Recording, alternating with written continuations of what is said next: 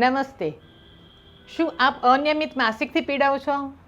આપનું વજન અચાનક વધી રહ્યું છે કે પછી આપને ખૂબ જ ખીલ થઈ રહ્યા છે? તો કદાચ આપને પીસીઓડી હોઈ શકે છે.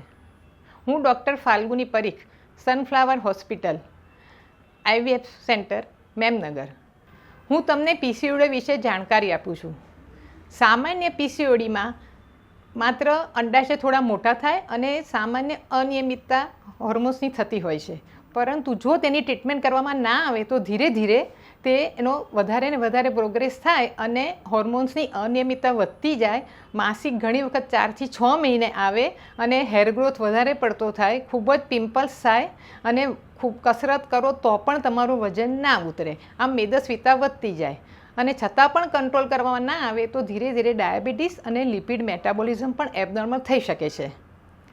આ પીસીઓડીનું ડાયગ્નોસિસ સામાન્ય રીતે સોનોગ્રાફીથી અને બ્લડ ટેસ્ટ કે જેમાં હોર્મોન્સના રિપોર્ટ કરવામાં આવે છે તેનાથી થાય છે. આ પીસીઓડી કેમ થાય છે?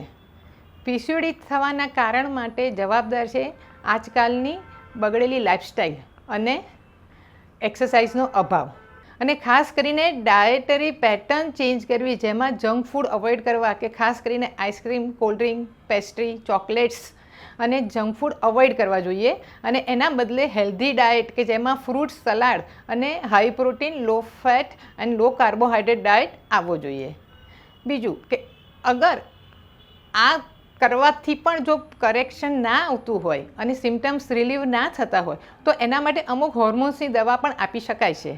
અને જો લાંબા ગાળે જો પીસીઓડી કરેક્ટ ના થાય અને ઇન્ફર્ટિલિટીમાં એન્ડઅપ થાય તો પછી તમારે IVFની સારવાર પણ જરૂર લેવી પડે.